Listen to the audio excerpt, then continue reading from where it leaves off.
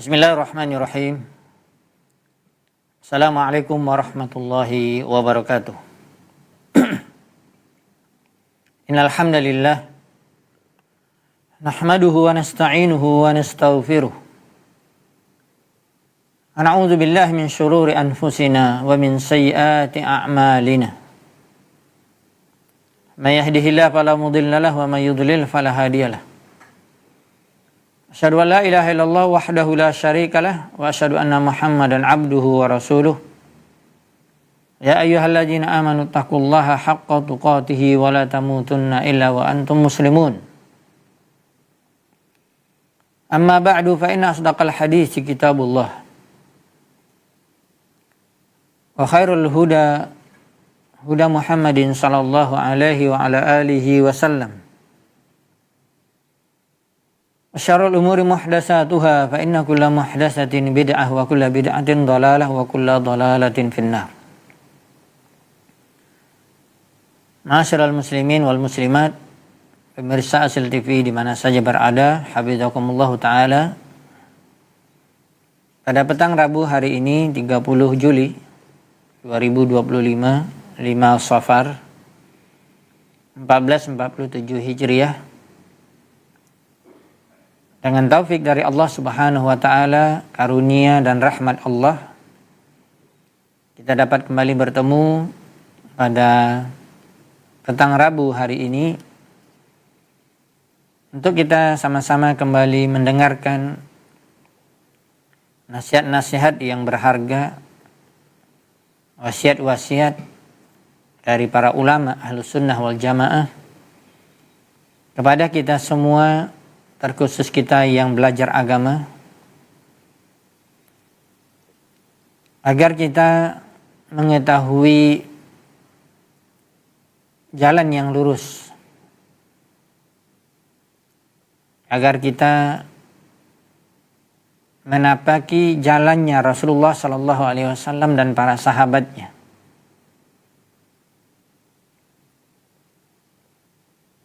Wasiat dan nasihat untuk para penuntut ilmu dan para pengajar ilmu, untuk para tulabul ilmi dan ulama. Yang akan kita dengarkan melanjutkan bait syair yang ke-73 yang telah kita mulai penjelasannya dari pertemuan yang lalu, yang mengajarkan kepada kita, yang memberikan nasihat kepada kita di dalam bait syair Al-Mandhumah Al-Mimiyah ini yang dikarang oleh Syekh Hafiz bin Ahmad Al-Hakami rahimahullah ta'ala, agar kita memulai dalam menuntut ilmu, dalam mengajar ilmu, dari perkara yang mulai kecil atau perkara yang ringan, perkara yang sigar, agar kita mendapatkan faedah daripada ilmu agama tersebut. Apalagi seseorang yang dia berkeinginan untuk menjadi seorang yang alim, seorang ulama, maka tentunya harus bertahap, harus bitadarruj atau bitadrij. Kemudian kaum muslimin yang dirahmati dan dimuliakan Allah Subhanahu wa taala, pemirsa Asil TV, melanjutkan potongan yang kedua dari bait syair yang ke-73 ini yang dikatakan oleh Syekh Hafiz Al-Hakami rahimahullahu ta'ala di dalam Al-Mandhumah Al-Mimiyahnya. Beliau mengatakan wa qaddimin nassa wal ara'a fattahimi. Setelah beliau mengajak kita untuk menuntut ilmu agama dan untuk mendapatkan ilmu yang bermanfaat dan berkah ilmu yang kita pelajari, maka dimulai dari perkara yang paling penting, perkara yang lebih penting dari yang penting. Maka ketika Anda dalam proses belajar dan selalu dinasihati oleh para ulama, di antaranya Imam Ahmad rahimahullahu ta'ala mengatakan kepada kita bahwa kita menuntut ilmu agama, belajar agama Islam agar diberikan oleh Allah Subhanahu wa taala pahala dari usaha kita, bahkan mendapatkan ilmu yang bermanfaat. Pertama sekali harus ikhlas, karena menuntut ilmu adalah ibadah. Ma umiru illa liya'budullaha mukhlishina lahuddin. Tidaklah mereka itu diperintahkan kecuali untuk mengikhlaskan agama mereka hanya untuk Allah.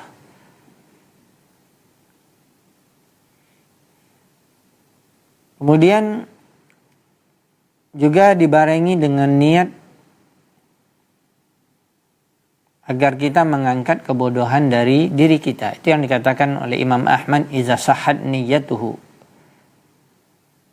Maka ilmu agama Islam, apabila kita belajar, kita menuntut ilmu, maka tidak ada tandingannya dari pahala dan keutamaannya. Liman sahhat niyyatuhu. Kata Imam Ahmad rahimahullah ta'ala, bagi siapa yang benar niatnya. Maka muridnya bertanya, apa yang dimaksud dengan liman sahhat niyyatuhu, yaitu dia berniat yanwiya raf'al jahli an nafsihi wa an ghairihi. Ini harus selalu dihadirkan di dalam hati kita, baik kita pemula dalam menuntut ilmu, baru belajar awal, atau dalam masa yang mungkin sudah cukup lama menuntut ilmu, atau kita terus belajar dan kita diwajibkan terus menuntut ilmu. Walaupun kita sudah menjadi seorang yang mapan dalam ilmu agama, bahkan ulama sekalipun tidak berhenti dalam menuntut ilmu, menambah ilmu. Karena dia akan mendapatkan jalan yang lurus di dalam menempuh kehidupan dunia ini. Siapapun yang menuntut ilmu, maka dia wajib berniat di dalam hatinya agar diangkat kebodohan dari dirinya. Begitu juga dia berusaha untuk mengajarkan ilmu tersebut kepada orang lain agar juga diangkat kebodohan dari orang lain. Maka di dalam perjalanan menuntut ilmu tersebut atau mengajarkan ilmu, ini yang saya maksud dari bagian yang kedua dari bait syair yang ke-73 ini, agar Allah Subhanahu wa taala memberikan taufik kepada kita. Ilmu itu bermanfaat, dapat kita hafal, dapat kita pahami, dan dapat kita amalkan apabila kita mendahulukan nas atau nusus, jamaknya adalah dalil atau al-adillah, yaitu dalil minal kitab was sunnah, dalil daripada Al-Quran dan sunnah. Kitab Allah was sunnati, kitab Allah subhanahu wa ta'ala, Al-Quran dan sunnah Nabi SAW adalah jalan yang lurus apabila seorang berpegang teguh dengan keduanya.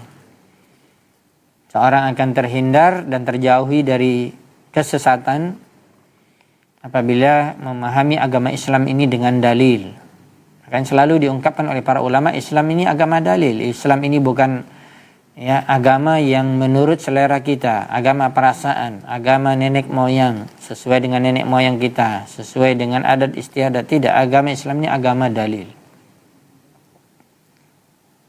Nah, inilah yang dimaksud oleh Syekh Hafiz Al-Hakami rahimahullah ta'ala, menasihati kita semua. Nasihat yang luar biasa beliau mengatakan, waqaddimin nassa, dan dahulukanlah nas dari Al-Quran dan sunnah. Wal ara'a, adapun pendapatmu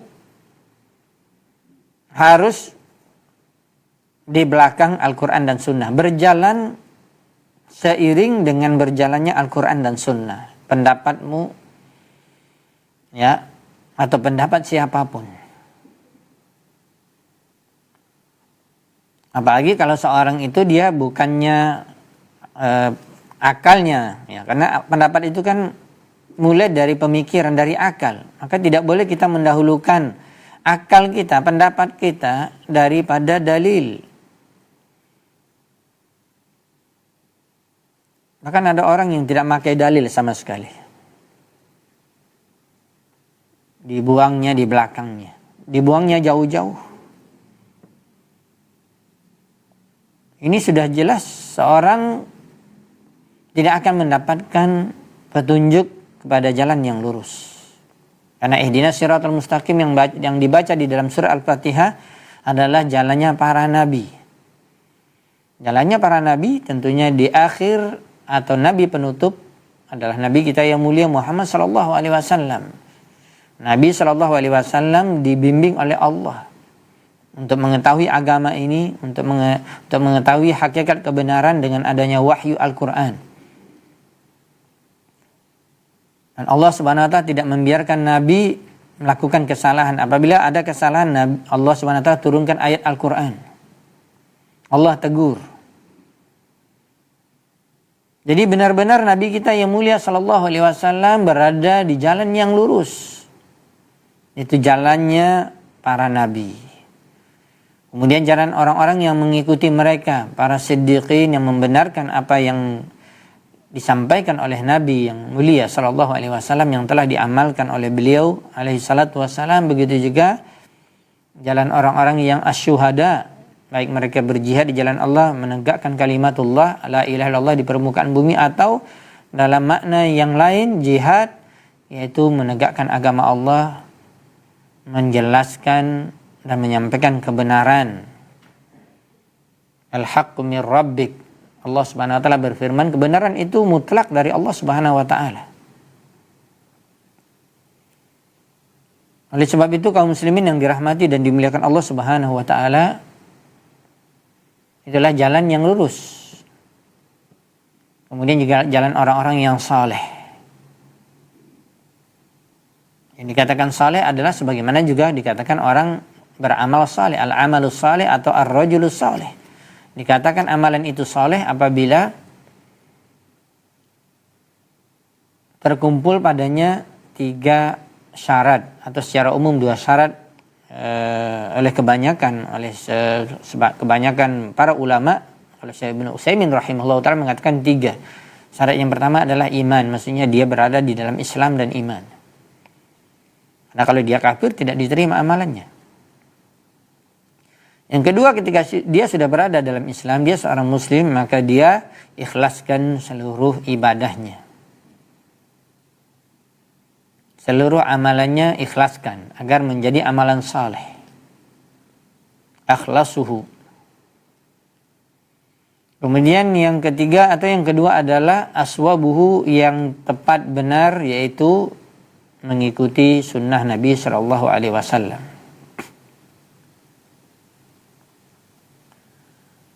Maka ini harus selalu diingat oleh semua kaum muslimin dalam belajar agama, dalam mengamalkan agama, dalam menyampaikan agama. Hukumnya wajib, tidak ada pilihan. Ya, karena banyak ayat yang menyebutkan di dalam Al-Qur'an, Allah berfirman banyak sekali, ya ayyuhalladzina amanu la tuqaddimu baina yadayillahi wa rasulih wattaqullah. Wahai orang beriman, janganlah kalian mendahulukan, kalian berada di depan Allah dan Rasulnya. Berada yang di depan adalah kalian pegang akal kalian, perasaan kalian. Ya, di belakang kalian adalah Al-Quran dan Sunnah. Ini tidak boleh. La tuqaddimu. Ya, di dalam surah Al-Ahzab dikatakan, wa ma kana lil mu'minina wa makanal mu'minun, dikatakan idza qadallahu wa rasuluhu amran ay yakuna lahumul khiyaratu min amrihim, dan tidaklah boleh bagi seorang atau semua kaum mukminin apabila Allah Subhanahu wa taala telah menetapkan suatu perkara dalam urusan agama, yaitu dari Al-Qur'an dan Sunnah, ay yakuna lahumul khiyaratu min amrihim, ada pilihan lain, pendapat sendiri, pendapat tuan guru, pendapat orang tua, ya, atau perasaan atau yang lainnya. Tidak boleh. Ya, di dalam surah An-Nisa juga dikatakan, la yu'minuna hatta yuhaqqimuka fima shajara bainahum tsumma la yajidu fi anfusihim harajan mimma qadaita wa yusallimu taslima. Belum dikatakan seorang itu beriman sampai dia menjadikan pemutus hukum dalam perkara agama, di dalam perkara baik, benar, salah, ya hak atau batil adalah dari Rasulullah Sallallahu Alaihi Wasallam. Ketika Rasulullah SAW sudah memutuskannya di dalam sunnahnya,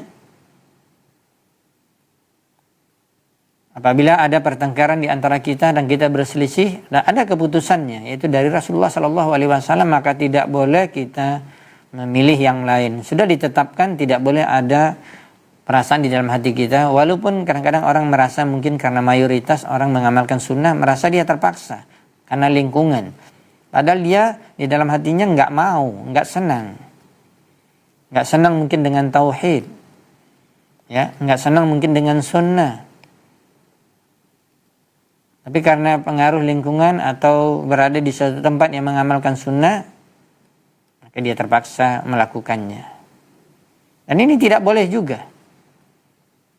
Sumala yajidu fi anfusihim harajan mimma qadaita wa yusallimu taslima. Tidak boleh, kata Allah Subhanahu wa taala, adanya perasaan mengganjal di dalam hati kita, tidak terima atau tidak senang walaupun tidak dinampakkan. Apabila kamu telah menetapkannya wahai Muhammad, dan mereka mesti menyerahkan diri sepenuhnya kepada hukum Allah dan Rasulnya. Wa yusallimu taslima. Dan ayat yang lain dikatakan wa ma atakumur rasul fakhudhuhu wa ma nahakum anhu fantahu. Apa yang datang kepada kalian dari Rasul, ambillah. Bukan diambil sebagian-sebagian. Wa ma nahakum anhu fantahu. Apa yang dilarang oleh Nabi, jauhilah. Ya, bukan pilih-pilih. Mana yang cocok baru dijauhi. Tidak, semuanya. Oleh sebab itu Allah mengatakan di dalam surah Al-Baqarah, ya ayyuhallazina amanu udkhulu fis-silmi kafah. Wahai orang beriman, Anda yang dipanggil oleh Allah, semua kita. Anda merasa muslim dan mukmin, maka praktekkan ayat ini. Jangan hanya sekedar Anda mengatakan Anda mukmin, muslim, KTP Islam, tapi dalam kenyataannya tidak masuk ke dalam Islam secara keseluruhan. Masih milih-milih mana yang cocok menurut hawa nafsunya, menurut seleranya, menurut kelompoknya, menurut perasaannya. Ini belum masuk ke dalam agama Islam secara keseluruhan. Ya ayyuhallazina amanu udkhulu fis-silmi kafah wa la tattabi'u khutuwati syaitan. Maka orang yang menyelisihi atau tidak mau mengambil atau memilih-milih sebagian-sebagian saja, sebagian ditinggalkan, sebagian diambil dari apa yang ada dalam Islam, maka dia telah mengikuti langkah syaitan. Sambungan ayat itu dikatakan wa la tattabi'u khutuwati syaitan. Banyak ayat-ayat yang menjelaskan wahai kaum muslimin yang dirahmati dan dimuliakan Allah Subhanahu wa taala, apalagi hadis Nabi. Maka ini menjadi kewajiban bagi seluruh kaum muslimin dan muslimat agar mendahulukan nas wa qaddimin nassa.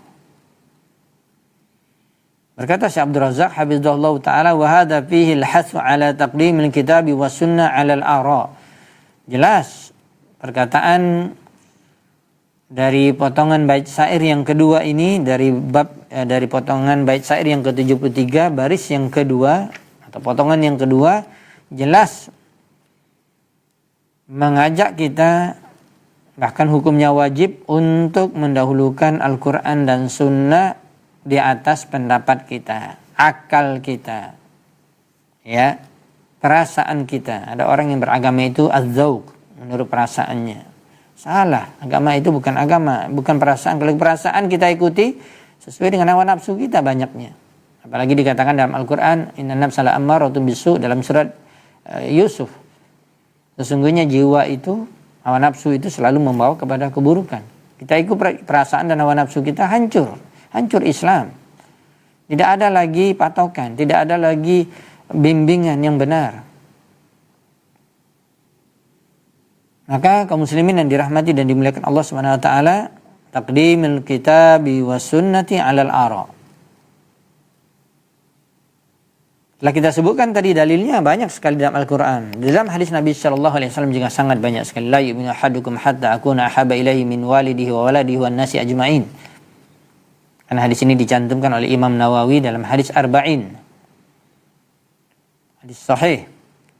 Belum sempurna iman seseorang sampai dia lebih mencintaiku, maksudnya lebih mendahulukan sunnahku daripada keinginan, ya, daripada mencintai anaknya, orang tuanya, anaknya, atau seluruh manusia. Di dalam satu riwayat dikatakan wa an nafsihi, bahkan dari dirinya sendiri.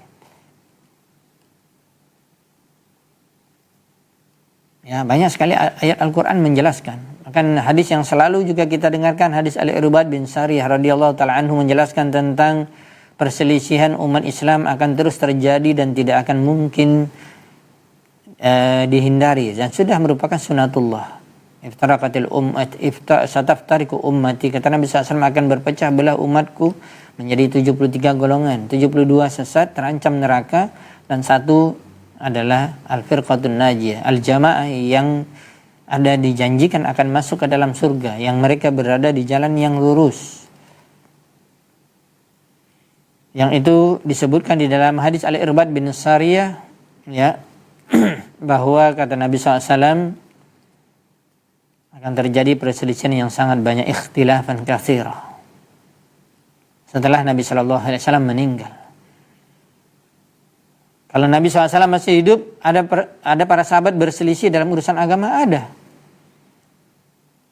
Tidak selesai. Bagaimana menyelesaikannya? Mereka datang kepada Nabi SAW menanyakan kebenaran yang sebenarnya, yang hakiki, sehingga Nabi bersabda. Maka diterima oleh sahabat. Ketika dia salah, maka dia menerimanya.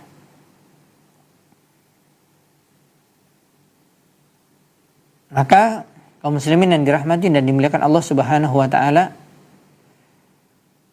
banyak sekali dalil yang menjelaskan.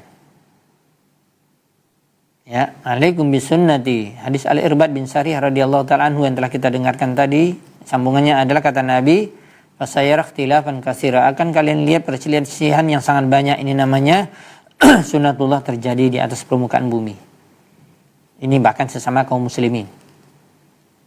Maka jalan keluarnya, kata para ulama, al-makhraj minal fitan atau minal ikhtilaf atau minal khilafat, disambung oleh Nabi SAW, alaikum bisunnati, wajib kalian berpegang teguh kepada sunnahku.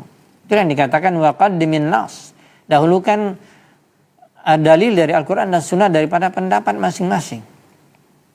Alaikum bisunnati wa sunnatil khulafa ar-rasyidin al-mahdiyyin min ba'di, dan juga mengikuti sahabat, terutama sunnah dari khalifah yang 4, Abu Bakar, Umar, Utsman, dan Ali radhiyallahu ta'ala anhum ajma'in. Itulah jalan keluar dari fitnah, jalan keluar dari perselisihan, ya, dari pertengkaran, dari masing-masing mengatakan, mengklaim bahwa diri mereka benar. Makanya mengatakan kamilah Islam yang benar, kamilah Ahlus Sunnah wal Jamaah. Maka tidak ada, ya, penentu di dalam kebenaran tersebut, yaitu alaikum bisunnati wa sunnatil khulafa ar-rasyidin al-mahdiyyin min ba'di. Dalam hadis yang lain juga selalu kita dengar, kullu ummati yadkhuluna al-jannah. Nabi SAW juga bersabda dalam hadis yang sahih, setiap umatku, kata Nabi, pasti masuk surga. Umat Islam yang bertauhid, yang tidak melakukan kesyirikan, tidak jatuh kepada syirik besar, tidak jatuh kepada kufur besar, tidak jatuh kepada nifak besar. Ya, kalaupun mereka jatuh, mereka bertobat sebelum meninggal dan mereka rujuk kepada kebenaran.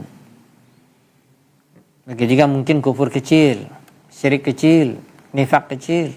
Mereka segera bertobat kepada Allah, mereka mengakui kesalahannya, mereka tidak melakukannya lagi, dan mereka mati dalam keadaan husnul khatimah. Mereka pasti masuk surga. Setiap umatku, kata Nabi SAW. Tapi Nabi mengatakan setelahnya, illa man aba, kecuali yang enggan, tidak akan masuk surga. Yang tidak mau, maka tidak akan dimasukkan ke surga. Yang enggan, ya, maka tidak masuk ke dalam surga. Para sahabat bertanya, "Man ya'ba ya Rasulullah?" Siapa yang sebenarnya ada umat Islam? Kok aneh? Itu para sahabat sudah berpikir, aneh, masa ada orang yang tidak mau masuk surga padahal dia mengaku Islam.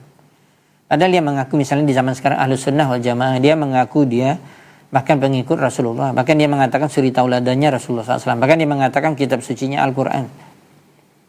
Kenapa aku nggak bisa masuk surga?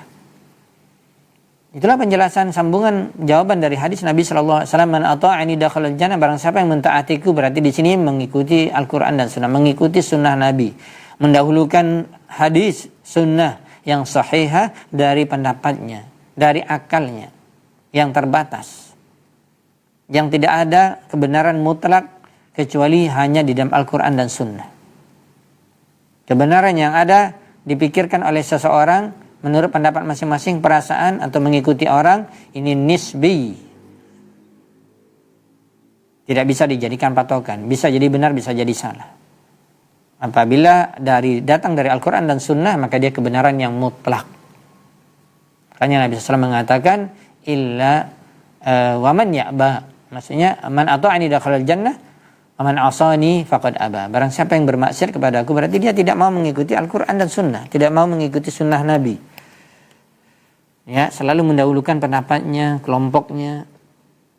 Ya, atau bahkan subhanallah kita pernah menyampaikan dalam memahami akidah pun yang paling utama dalam memahami agama, paling utama dalam ilmu agama, bahkan para nabi dan rasul diutus semuanya dari zaman Nabi Nuh alaihissalam sampai Nabi Muhammad SAW, maka mereka berdakwah kepada tauhid uluhiyah, agar semua manusia, bahkan orang yang sudah masuk Islam pun, agar dia bertauhid uluhiyah, agar dia mengesahkan Allah, agar dia memahami akidah ini benar, termasuk dalam mengenal Allah, dalam memahami nama-nama dan sifat Allah, al-asma wa sifat.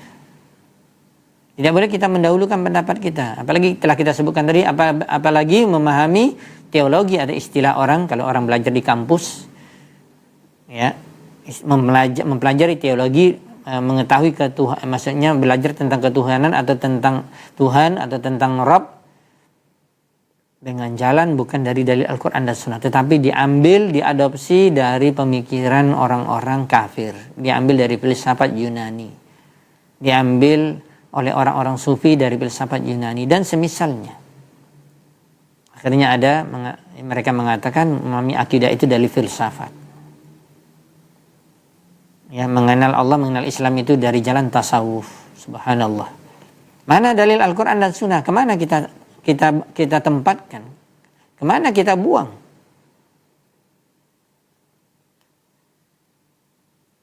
Sungguh pembicaraan tentang mendahulukan Al-Quran dan Sunnah dari dalil Al-Quran banyak sekali, kasiratun jiddan. Begitu juga dari hadis-hadis Nabi SAW banyak sekali.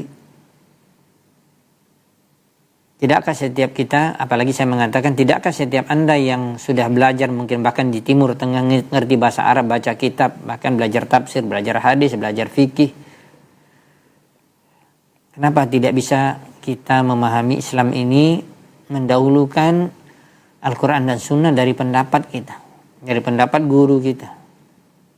Qaddimin nassa, taqdimil kitab wa sunnah alal ara.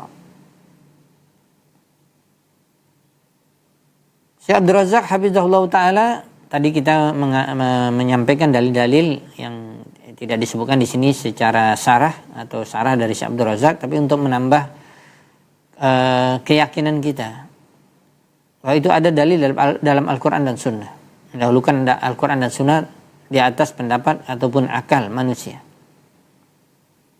Kalau kita mengatakan mana perkataan para sahabat, karena para sahabat adalah orang yang paling mulia dari umat Islam, makanya selalu dikatakan pahami Al-Quran dan Sunnah sesuai dengan pemahaman para sahabat, itulah jalan yang lurus, itulah as-siratal mustaqim, dan itulah yang dikatakan ya jalannya an-nabiyyin wasyuhada wasiddiqin wasalihin.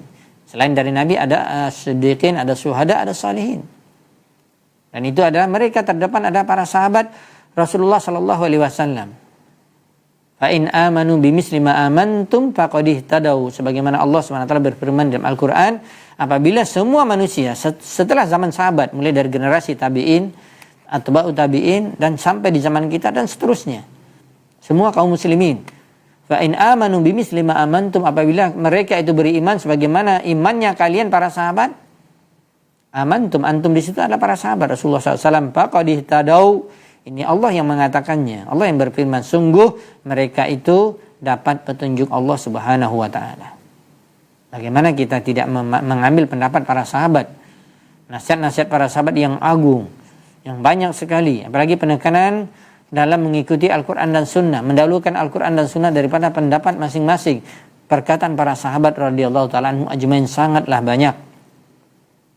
Di antara dinukilkan di sini oleh Syekh Abdul Razak hafizahullah taala, ya, ini perkataan Umar bin Khattab radhiyallahu taala anhu, seorang sahabat yang mulia, khalifah yang kedua, bahkan sudah dijamin masuk surga. Nabi SAW mengatakan Umar fil jannah. Dan semua para ulama Ahlus Sunnah wal Jamaah dari dulu sampai sekarang sepakat bahwa manusia terbaik setelah para nabi dan rasul, urutan pertama adalah Abu Bakar, urutan kedua adalah Umar bin Khattab radhiyallahu taala anhuma. Bahkan di dalam hadis dikatakan, ya, kalian mesti mengikuti dua laki-laki ini atau dua petunjuk ini, kata Nabi SAW, kalian akan berada di jalan yang lurus, yaitu Abu Bakar dan Umar. Dengarkan perkataan Umar bin Khattab radhiyallahu taala anhu yang berikut ini, yang dilihat di referensi di catatan kaki di bawah, yaitu rujukannya, ya, diriwayatkan oleh Imam Ahmad di dalam kitabnya Musnad, atau secara khusus diriwayatkan oleh Imam Ahmad dalam kitabnya Fadailus Sahabah, tentang keutamaan para sahabat.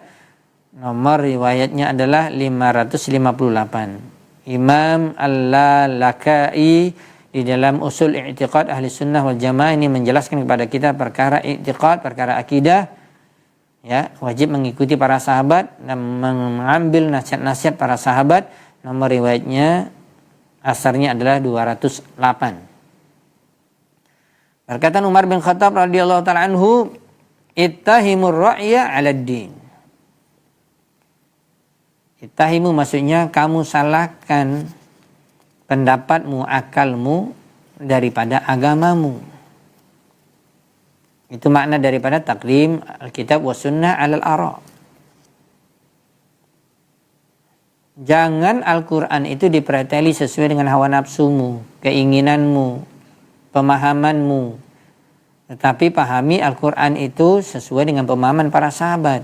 Pemahaman, tentunya pemahaman Rasulullah SAW dan para sahabat. Begitu juga sunnah Nabi SAW. Jangan dipreteli, jangan ditolak. Karena enggak masuk akal, karena enggak cocok dengan pendapat kita, maka ditolak. Maka kata Umar bin Khattab, ittahimur ra'ya 'alad din. Yang benar kamu itu periksa akalmu. Periksa pendapatmu, salahkan pendapatmu, jangan salahkan agama, jangan salahkan dalil. Jangan katakan tidak cocok untuk zaman ini, tidak cocok untuk negeri kita Indonesia, itu kan Islam Arab. Nah, ini sudah masuk lagi, kita sudah memisah-misahkan, sudah mengotak-mengotakkan Islam. Ya, Islam Nusantara, Nusantara itu pun banyak, ada Melayu, ada Batak, ada Jawa, ada Sunda, ada ini, ada Sulawesi, ada Bugis. Maka nggak bisa semua Islam itu sama.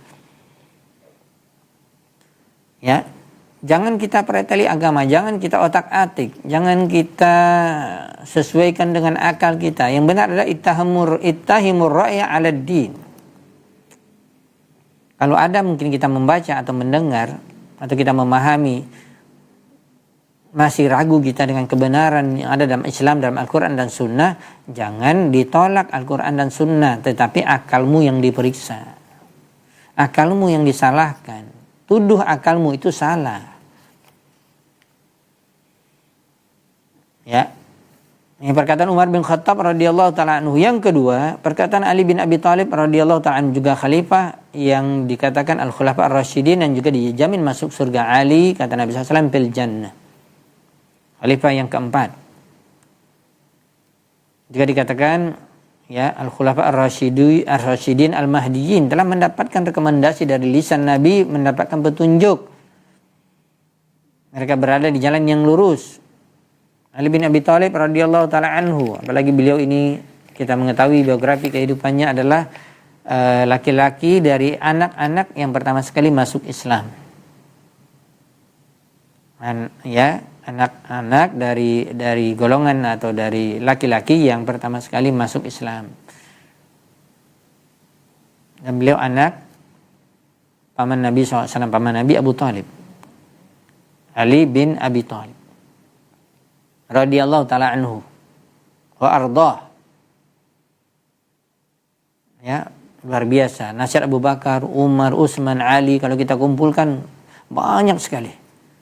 Apalagi mereka sudah dikatakan oleh Nabi, kalian supaya tidak berselisih, supaya kalian keluar dari perselisihan, supaya kalian tidak saling menyalahkan, ambil pendapatku kata Nabi dan ambil pendapat Khulafaur Rasyidin yang 4 tersebut. Di antaranya perkataan Ali radhiyallahu taala anhu. Kalau kita lihat di sini perkataan Ali bin Abi Thalib radhiyallahu taala anhu ini juga disebutkan di dalam catatan kaki di bawah. Referensinya, rujukannya adalah juga dikeluarkan oleh Imam Ahmad di dalam musnadnya, nomor riwayat 737. Kemudian ya, perkataan Ali bin Abi Thalib radhiyallahu ta'ala anhu ini juga diriwayatkan oleh Imam Abu Daud dalam sunannya, nomor riwayat 162. Dan riwayat ini disahihkan oleh Syekh Albani rahimahullahu taala dalam kitabnya Irwaul Ghalil, ya, mentakhrij hadis dalam fikih mazhab Hambali. Nomor riwayatnya adalah 103. Qala Ali radhiyallahu ta'ala anhu, berkata Ali bin Abi Thalib radhiyallahu ta'ala anhu, "Law kana ad-dinu bir-ra'yi lakana batinul khuffi ahaqqa bil mashi min a'lahu." Ya, sama seperti perkataan Umar bin Khattab radhiyallahu ta'ala anhu tadi. Beda lafaznya saja. Tujuannya sama, yaitu agar kita mendahulukan Al-Quran dan Sunnah dari pendapat kita, dari akal kita. Jangan kalau tidak masuk akal kita, tidak cocok dengan perasaan kita tolak Al-Quran dan Sunnah. Ini namanya kita salah, kita batil, kita berada dalam kesesatan. Sampai Ali bin Abi Thalib radhiyallahu ta'ala anhu mengatakan, karena perkara ini sudah mulai ada orang yang memulai sebenarnya kesesatan, penyimpangan, kelompok-kelompok sesat sudah muncul. Itu di zaman Utsman bin Affan radhiyallahu ta'ala anhu, yaitu kelompok yang dinamakan Al-Khawarij. Padahal mereka hafal Al-Quran, mereka rajin baca Al-Quran, mereka puasa, mereka salat tahajud. Tetapi dikatakan oleh Nabi SAW, bacaan Al-Quran mereka hanya sampai di tenggorokan, tidak masuk ke dalam hati. Mereka tidak memahami Islam itu dengan benar, tidak dengan pemahaman para sahabat. Mereka masih hidup di tengah para sahabat radhiyallahu ta'ala anhu, masih hidup sahabat, tapi mereka menyimpang karena tidak memakai pemahaman para sahabat. Ya, memahami Al-Quran dan Sunnah, tidak memakai pemahaman para sahabat. Ada penyimpangan setelahnya, ada kelompok Qadariyah, Jabriyah, ada juga Al-Murji'ah dan seterusnya. Ada juga kelompok yang muncul Syiah Rafidhah yang mengkultuskan Ali radhiyallahu ta'ala, bahkan sampai ke tingkat ketuhanan. Ini sudah jatuh kepada syirik besar.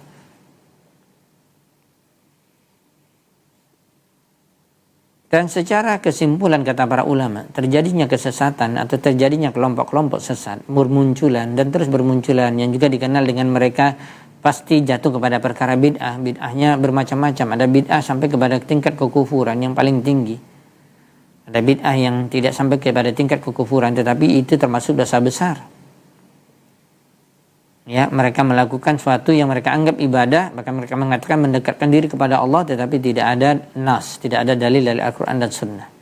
Kalaupun ada, kalau nggak cocok dengan selera mereka, perasaan mereka, ya, kelompok mereka tolak Al-Quran dan Sunnah.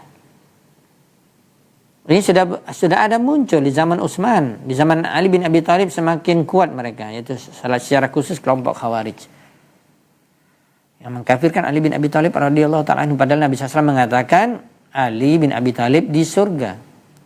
Apakah dicabut? Apakah tidak berlaku lagi perkataan Nabi SAW ini ketika Rasulullah SAW sudah meninggal? Tidak bisa dicabut dan tidak akan mungkin dicabut kecuali Nabi mengucapkan tidak masuk surga sebelum beliau meninggal. Tidak ada. Lalu orang Khawarij mengkafirkan Ali bin Abi Thalib radhiyallahu ta'ala anhu dengan berbagai macam alasan. Baca sejarah, baca tarikh Khulafaur Rasyidin, dan baca bagaimana adanya kelompok sesat yang muncul, yaitu kelompok Khawarij. Ada dari satu sisi lagi ada kelompok yang namanya Rafidah atau Syiah, yang mereka terlalu mengkultuskan Ali, mengagungkan Ali, ya, sampai tingkat ketuhanan dengan dalih cinta halil bait. Ini kan kadang-kadang hati-hati kita, sebagaimana banyak nasihat oleh para ulama, bisa jadi seorang itu terpengaruh atau bisa jadi dia memiliki pemahaman Syiah, ya, selalu gembor-gembor sana kemari dalam ceramahnya atau dalam ungkapan-ungkapannya, apalagi dia banyak pengikutnya, cinta halil bait, ya. Mari kita mencintai keturunan Nabi, boleh, bahkan wajib. Tetapi keturunan Nabi yang seperti apa? Yang berpegang teguh pada Al-Quran Sunnah, itu yang kita cintai. Kalau menyimpang, tidak ada bedanya dengan yang lain. Tidak ada keutamaan mereka. Maka perkataan Ali bin Abi Thalib radhiyallahu ta'ala anhu ini sudah mulai ada penyimpangan. Ya, memberikan penekanan kepada kita bahwa agama itu masuk akal, tetapi jangan diakal-akali. Kalau tidak cocok dengan akal kita, ditolak. Itu yang dimaksud oleh Ali bin Abi Thalib radhiyallahu ta'ala anhu, al-Khalifah ar-Rabi' ar-Rashid. Beliau mengatakan radhiyallahu ta'ala anhu, "Lau kana ad-dinu bir-ra'yi", kalau seandainya agama ini boleh dipahami dengan akal, dengan pendapat, dengan keinginan perasaan kita masing-masing, lakana batinul khuffi ahaqqa bil mashi min a'la, maka sudah pasti, ya, kalau menurut akal kita, ketika seorang itu berwudu, kan ada bahasan di dalam agama Islam, dan itu ada dalam hadis Nabi bahwa para sahabat mengatakan, waqatalana, telah Rasulullah SAW memberikan waktu kepada kami untuk mengusap khuf. Dalam pembahasan fikih, kita mau berwudu, ya, misalnya safar 2 hari, 3 hari atau lebih, ya, kita belum sampai ke tujuan, kita pakai sepatu terus, atau pakai khuf yang seperti kaos kaki yang terbuat dari kulit, yang itu sebenarnya dia lebih tipis dari sepatu.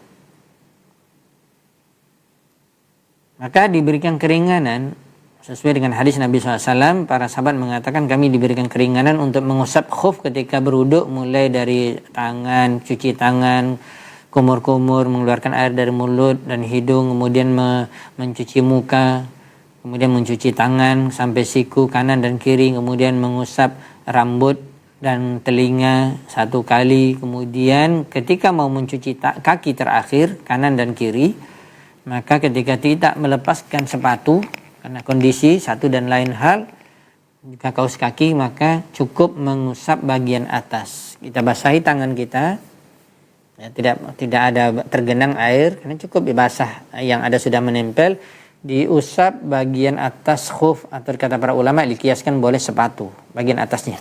Misalnya sepatu dioleskan di atas, bukan di bawah, di atasnya. Ya, kalau kita berpikirkan di antara makna daripada bersuci itu kan mensucikan, membersihkan. Mengangkat hadas itu termasuk berwudu, hadas kecil. Ya, supaya kita bisa sah salat kita dan dalam keadaan suci.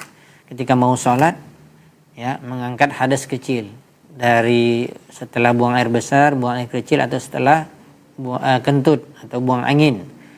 Ya, maka berwuduk dengan sempurna, diakhiri dengan mengusap kaki. Kalau kita tidak pakai kaos kaki, dengan kaki yang telanjang, maka dibasuh, disiram, ya, dari ujung jari-jari sampai ke mata kaki.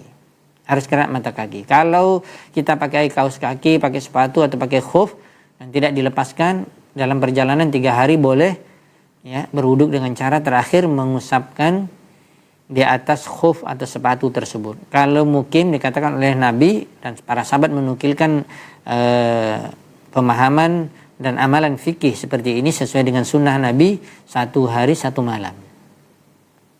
Ada sunnahnya. Maksud daripada Ali bin Abi Thalib radhiyallahu ta'ala anhu, ya, kalau seandainya agama ini sesuai dengan akal kita, maka yang diusap itu bukan bagian atasnya, seharusnya bagian bawahnya. Tetapi yang diusap adalah bagian atasnya. Menunjukkan Tidak boleh kita mengikuti akal kita. Sama dengan Masya Allah ada contoh yang lain juga disebutkan oleh para ulama dan para asatizah kita. Ini juga masuk akal kita dalam arti kita ada yang dalil dari Al-Quran dan Sunnah dalam prakteknya. Dalam praktek kita beribadah atau kita dalam memahami Allah, di mana Allah berada di mana, ya, dari sifat-sifat dan nama Allah, kadang banyak nggak masuk akal. Tidak boleh kita tolak. Ya, karena akal kita. Ya, maka salah satunya coba kita bayangkan kalau orang, mohon maaf, orang buang air besar, cebok dia. Buang air kecil, cebok dia di depan, di kubulnya. Kemudian kalau buang air besar, duburnya. Ya. Kenapa dia mengangkat hadasnya supaya dia bisa sholat dengan berwudu? Kan cukup aja, kan sudah bersih. Kalau kita pikirkan kan sudah bersih, sudah cebok tadi. Ya, sudah cebok di depan dan belakang. Kenapa berwudu lagi? Itu kan menurut akal kita. Ternyata kita disuruh berwudu. Bukan itu yang diusap, bukan mencukupkan mencuci dubur atau kubul kita. Lalu kita sholat. Tidak cukup, harus berwudu, ngangkat hadas kecil. Begitu juga dalam masalah tadi mengusap khuf. Bukan bagian bawahnya, tetapi bagian atasnya. Enggak masuk akal rasanya. Ya, tetapi begitulah kita harus tunduk kepada dalil Al-Quran dan Sunnah. Itu yang dimaksud waqaddimin nas wal ara fattahimi. Wa qala anhu al-Hafiz fil Fath, menjelaskan tentang perkataan Ali bin Abi Thalib radhiyallahu taala anhu tersebut yang dikeluarkan oleh Imam Ahmad dalam Musnadnya, Imam Abu Daud dalam Sunannya, dan juga dijelaskan oleh Imam Al-Hafiz Ibnu Hajar Al-Asqalani Amirul Mukminin fil Hadis dan seorang ulama besar bermazhab Syafi'i. Di dalam kitabnya Fathul Bari Syarah Sahih Al-Bukhari dijelaskan di sini dan merujukannya di jilid yang keempat, karena dari cetakan yang lama yang aslinya yang keluaran pertama itu ada 13 jilid.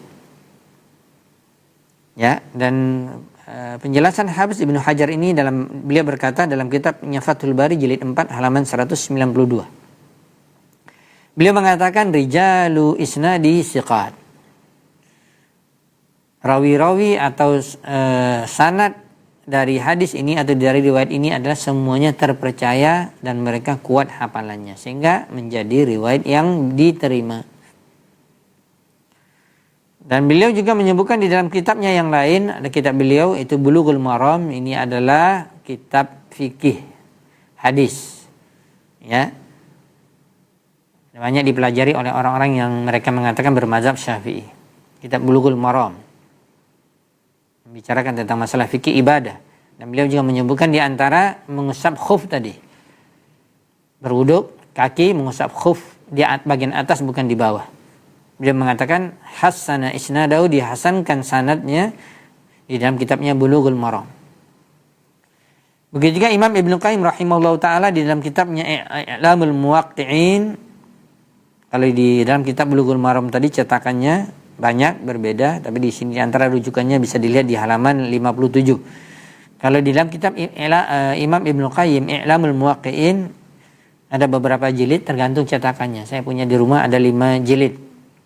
Ya, 4 atau 5 jilid I'lamul Muwaqqi'in. Ini disebutkan perkataan Ali bin Abi Thalib tersebut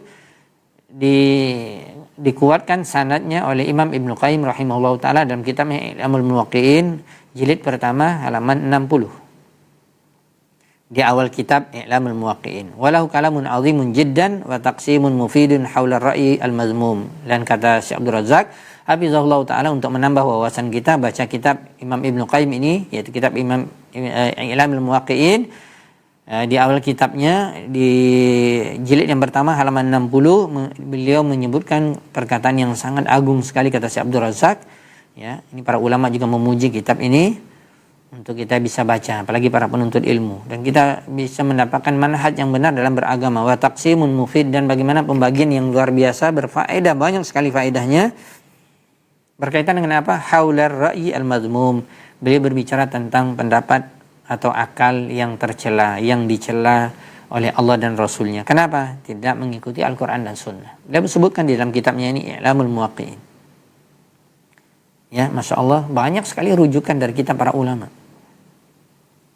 Mohon maaf saya mengatakan, ada sebagian orang mengatakan itu orang-orang yang dikatakan Wahabi seperti kita ini belajar Al-Quran dan Sunnah, mengikuti pemahaman para sahabat, mengambil pendapat-pendapat ulama Ahlus Sunnah wal Jamaah, bukan hanya Ibnu Taimiyah, Ibnu Qayyim, bukan hanya Syekh Muhammad bin Abdul Wahhab, tetapi juga Imam Bukhari, Imam Ibnu Hajar dalam kitabnya Fathul Bari, ini ulama bermadzhab Syafi'i, Imam Nawawi dalam kitabnya Syarah Minhaj, Syarah Sahih Muslim, juga kitab Riyadhus Shalihin, banyak kitab-kitab kita pelajari semua, bukan sebagian saja sebagian yang dikatakan oleh mereka.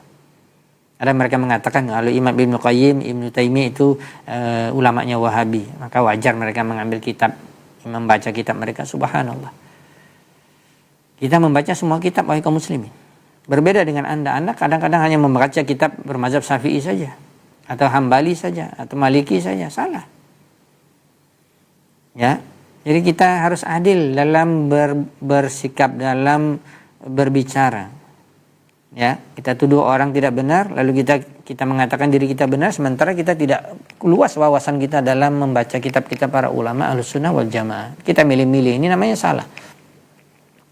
Maka kaum muslimin yang dirahmati dan dimuliakan Allah Subhanahu wa taala, lanjutan dari penjelasan Syekh Abdul Razak hafizahullah taala, beliau mengatakan wal wajibu ala talibil ilmi. Karena bait syair ini masih berkaitan dengan masalah yang ke-73 ini masih berkaitan dengan masalah nasihat untuk para penuntut ilmu. Beliau mengatakan, Syekh Abdul Razak memberikan syarah, beliau mengatakan maka wajib atas setiap penuntut ilmu ayuqaddiman nassa, yaitu hendaklah dia mendahulukan nas, dalil, kalam Allah yaitu Al-Qur'an, wa kalam Rasulih alaihi salatu wasallam yaitu hadis Nabi atau sunnah Nabi sallallahu alaihi wasallam. Kemudian yang kedua, wa ayyatahimar ra'ya fid din, dan kamu jangan mendahulukan akalmu dari dalil. Kalau akalmu tidak menerima, tidak cocok menurut akalmu, rasanya nggak cocok, rasanya begini-begini, rasanya kok bisa ya agama begitu, Al-Quran kok bisa begitu, ya Nabi kok bisa mengatakan begitu. Jangan salahkan dalil, tapi salahkan dirimu, akalmu. Ya, salahkan pendapatmu. Ayyatahimar ra'ya fid din. Wal amru kama qila. Ya, dan perkara ini benar sebagaimana juga dikatakan oleh para ulama, ini kan juga ungkapan banyak dari para ulama Ahlus Sunnah wal Jamaah dari dahulu. Mereka mengatakan idza ja'al atharu batalan nadharu, apabila telah datang riwayat hadis yang sahih maka batallah pendapat. Apabila bertentangan. Ya, bertentangan dengan akal kita, pendapat kita, maka pendapat kita batil, dan yang benar adalah asar, yaitu hadis Nabi. Wa iza jaa nahrullah batala nahru ma'qal atau ma'qil. Apabila datang sungai atau lautan Allah, maksudnya adalah ilmu Allah dari Al-Quran yang menunjukkan di dalamnya dan sudah pasti adalah semuanya benar. Tidak ada kesalahan dalam Al-Quran, dan Al-Quran adalah hudan, petunjuk. Ya, Al-Quran adalah dikatakan dalam ayat yang lain rahmatan, adalah merupakan rahmat, kasih sayang Allah. Apabila kita mengambilnya maka kita akan mendapatkan kasih sayang Allah. Begitu wa busra lil muslimin, dan juga merupakan berita gembira berupa surga bagi orang-orang muslim atau orang-orang mukmin. Kalau pendapat kita enggak ada yang pasti, bahkan tidak pasti. Tidak pasti ada rahmat Allah di situ, tidak pasti ada hidayah Allah di situ, tidak pasti masuk surga kalau mengikuti pendapat. Ya. Nah, kenapa para ulama mengatakan nahru ma'qal, maksudnya itu kalau kita katakan bisa bahru, yaitu lautan akal, maksudnya ada orang yang mengandalkan kecerdasannya, mengandalkan kepintarannya. Makanya kalau kita belajar tentang kesesatan filsafat, ya, apalagi berkaitan dengan teologi, mengetahui ketuhanan, mengetahui bagaimana mengenal Tuhan, mengenal Allah dengan cara filsafat, itu dari orang-orang Yunani, dan yang terdepan adalah Plato, ya, Aristoteles, dan yang satu lagi, ya. Dan itu mereka sudah menggunakan kemampuan akal mereka. Memang mereka cerdas. Bahkan ada sebagian ulama mengatakan kalau diukur kecerdasan kita dengan kecerdasan Aristoteles, kalau dalam umum lah, pelajaran umum atau misalnya pengetahuan umum, kecerdasan kita misalnya 90, mereka sudah sampai 200. Tapi kecerdasan, kepintaran tidak akan membuat mereka berada di dalam kebenaran, tidak menunjukkan mereka berada di jalan yang lurus. Ya. Kalau Anda membandingkan kecerdasan, kepintaran orang-orang kafir tadi yang sudah sesat, apalagi kita mengambil pendapatnya dalam urusan agama untuk mengenal Allah, memahami Islam, itulah kesalahan yang fatal. Ya, maka pendapat aneh-aneh. Ya, oleh sebab itu, walaupun kita lihat kecerdasan orang itu IQ-nya nomor 1, bahkan sudah kita katakan tadi, taruhlah sampai kepada tingkatan 1000. Ya, bukannya 90, bukannya 100, bukannya 200, 1000. Ya, level tingkatan kepintaran mereka. Tetapi mereka mengandalkan kepintaran dan kecerdasan, akal mereka pasti mereka sesat. Ketika mereka tidak memahami kebenaran, mencari kebenaran melalui dalil Al-Quran dan Sunnah. Karena akal manusia terbatas. Ya, apalagi dikatakan ilmu manusia. Tidak ada apa-apanya dengan ilmu Allah Subhanahu wa Ta'ala yang maha luas, yang maha dalam, yang maha bijaksana dalam memutuskan, yang maha adil dalam keputusannya. Itunya makanya di dalamnya ada yaitu Al-Quran. Kenapa masih mencari selain Al-Quran sebagai dalil atau sebagai cara untuk belajar agama, mengenal Allah bahkan? Ini salah, ini fatal. Maka apabila datang lautan ilmu Allah, maka batallah lautan ilmu akal karena terbatas. Ini ungkapan dari para ulama yang luar biasa, yang harus kita pahami wahai kaum muslimin yang dirahmati dan dimuliakan Allah Jalla fi'ula. Kita lanjutkan penjelasan dari Syekh Abdul Razak hafizahullah taala, masih menjelaskan bait syair yang ke-73 ini dari potongan yang kedua, itu mendahulukan nas dalil daripada pendapat ataupun akal manusia. Berikut beliau mengatakan, wa man arada al-i'tibara fi hadzal bab, barang siapa ingin mengambil pengajaran di dalam bahasan ini, dalam bab ini, kata beliau, falyanzur, maka lihatlah, maka bacalah, kata Syekh Abdul Razak hafizahullah taala, ila qissatis sahabah, ya, kisah yang sangat agung, yaitu kisah sahabat radhiyallahu taala anhum ajmain. Ma'an Nabi SAW yang sangat terkenal apabila Anda belajar sirah nabawiyah. Ya, belajar biografi kehidupan Nabi. Bagaimana kisah sahabat bersama Nabi di hari sulh al-Hudaybiyah.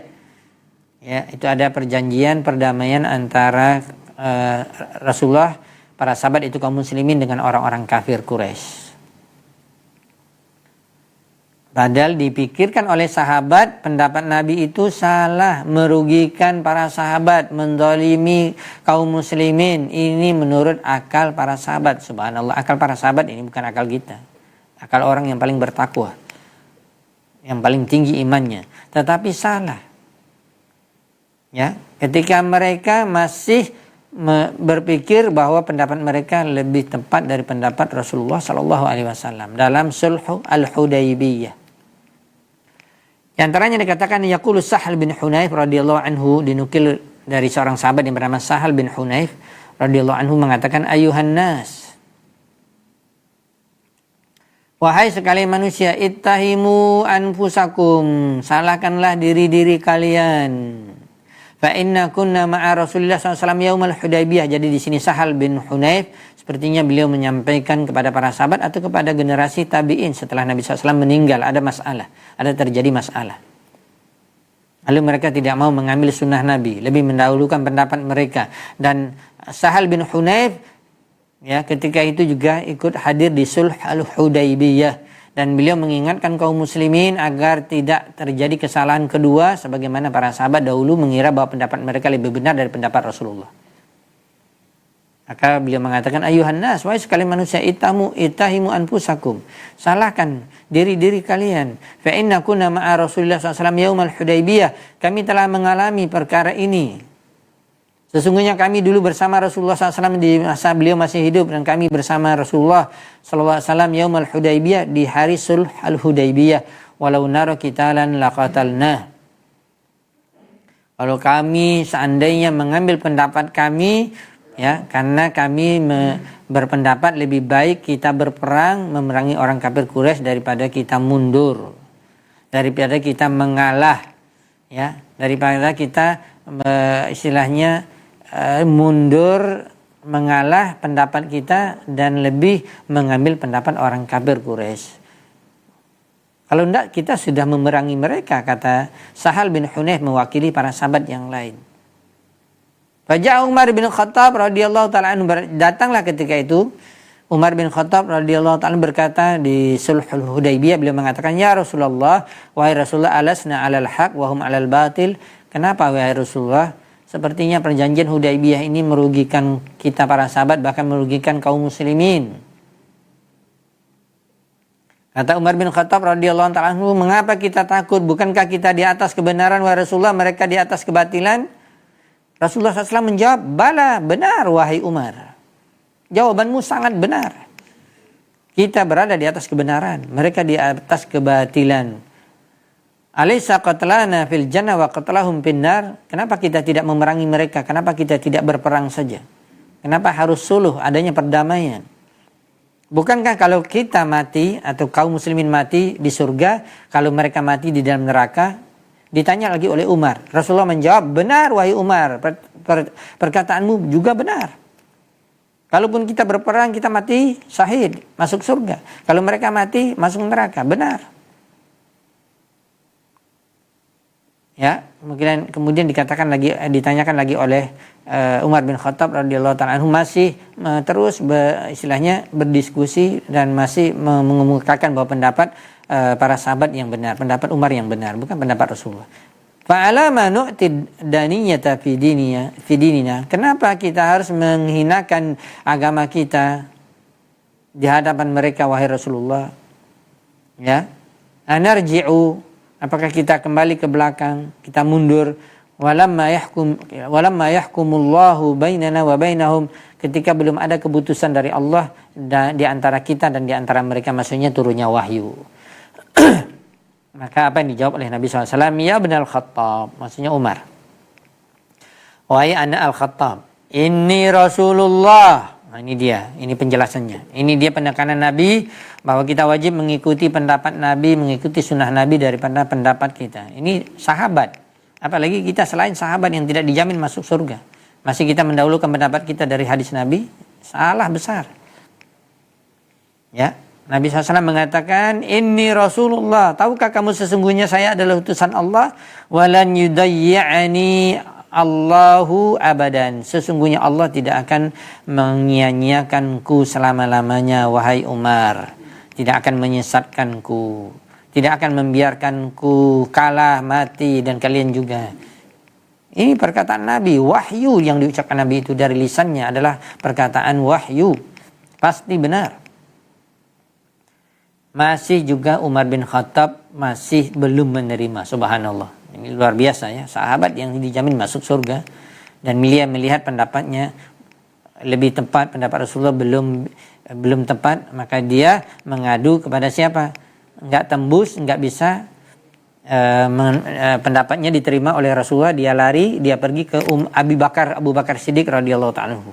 Pantalaqa Umaru ila Abi Bakar Siddiq radhiyallahu ta'ala faqala lahu misla ma qala li Nabi sallallahu alaihi wasallam. Dan Umar mengajak diskusi Abu Bakar, perkataannya sebagaimana yang dia katakan kepada Nabi, dia katakan juga kepada Umar bin Khattab radhiyallahu ta'ala anhu. Apa yang dijawab oleh Umar persis sama yang dijawab oleh Rasulullah.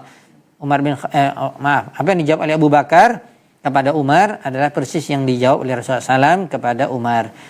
Abu Bakar radhiyallahu ta'ala mengatakan, "Innahu Rasulullah." Sesungguhnya dia Muhammad adalah utusan Allah. Wala yudayyi'ahu Allahu abadan. Demi Allah tidak akan disia-siakan oleh Allah apapun keputusan dari Rasulullah sallallahu alaihi wasallam. Fanazalat suratul Fath.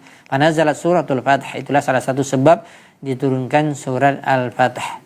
Inna fatahna laka fathan mubina. Ya, sebutkan bahwa Allah Subhanahu wa taala memberikan kemenangan yang besar, yang nyata setelah ya dilakukan atau dipraktekkan perjanjian Hudaybiyah tersebut. Padahal dari sisi yang banyak para sahabat menilai merugikan sahabat dan kaum muslimin. Subhanallah, yang percaya Yang pertama sekali Abu Bakar Siddiq radhiyallahu ta'ala anhu. Subhanallah, mauqif Abu Bakar. Kalau kita lihat wajar kalau para ulama semua ahlu sunnah wal jamaah dari dahulu sampai sekarang mengatakan manusia yang terbaik setelah Rasulullah adalah Abu Bakar. Nah, Abu Bakar betul-betul sami'na wa ata'na, tidak pernah membantah pendapat Nabi.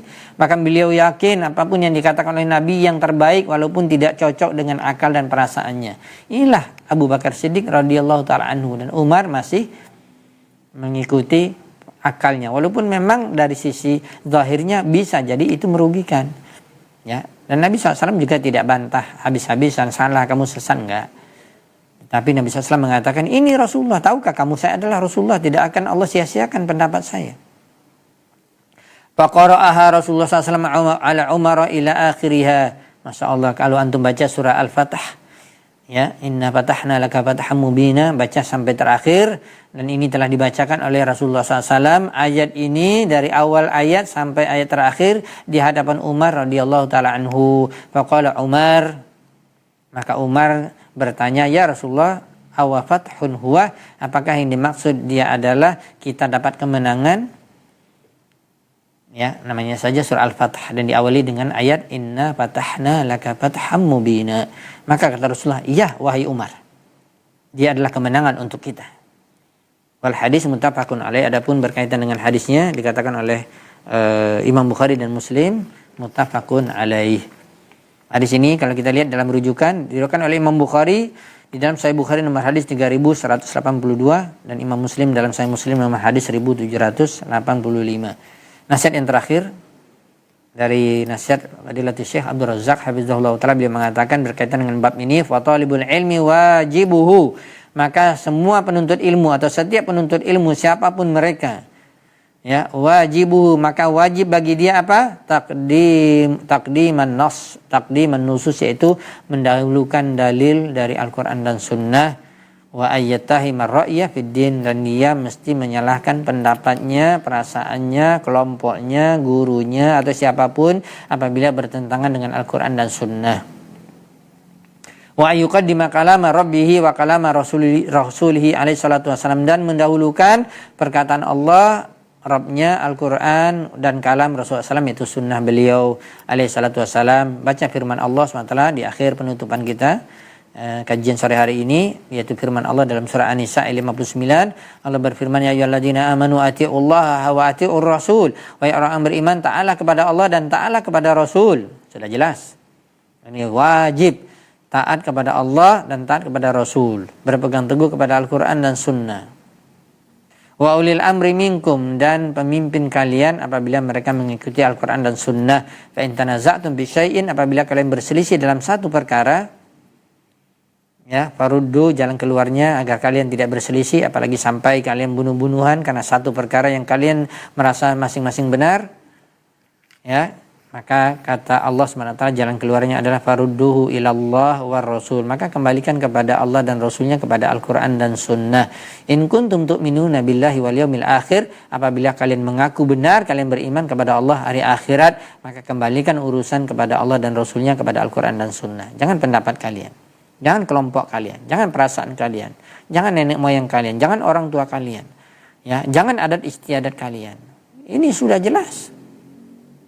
Jangan perasaan kalian, ya, tapi kembalikan kepada Allah dan Rasulnya. Apabila tidak cocok dengan perasaan kita, lawan.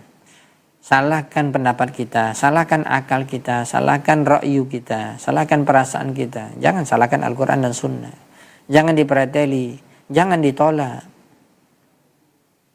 Ya, dan itu Allah SWT mengatakan di akhir ayat ini, surah An-Nisa 59, dzalika khairu wa ahsanu ta'wila. Itulah yang terbaik yang harus kalian lakukan dan sebaik-baik penjelasan. Wallahu taala alam bisawab, karena waktu kita juga terbatas, ya, karena dekat sudah waktu maghrib untuk wilayah Pekanbaru dan sekitarnya. Mudah-mudahan dapat dipahami. Kesimpulannya adalah maka kita harus berpegang teguh kepada Al-Quran dan Sunnah, ya, dan dahulukan Al-Quran dan Sunnah, dalil nas, daripada pendapat kita, daripada perasaan kita, daripada akal kita. Makanya para ulama akidah secara khusus membahas tentang penyimpangan dalam akidah, diantaranya kelompok Mu'tazilah. Itu terkenal Mu'tazilah itu karena mereka mendahulukan akal daripada dalil, maka sesat mereka. Dan semua kelompok sesat, kata para ulama, sejauh mana kesesatan mereka, itu salah satu kesesatan mereka, menyebabkan mereka sesat adalah sebab kesesatan mereka karena mereka lebih mendahului akal mereka, pendapat mereka daripada Al-Quran dan Sunnah. Mereka tolak karena nggak cocok dengan perasaan mereka, akal mereka. Kalau kita misalnya sekarang, kalau kita menasihati seseorang, bapak, ibu, ataupun siapa, orang kampung kita atau orang teman kita, ya, berkaitan dengan adat istiadat yang bertentangan dengan Islam, bertentangan dengan Al-Quran dan Sunnah, maka mereka menolak Al-Quran dan Sunnah dan mereka lebih memegang adat istiadat. Padahal ini salah dan ini tidak benar, sama dengan penjelasan kita ini.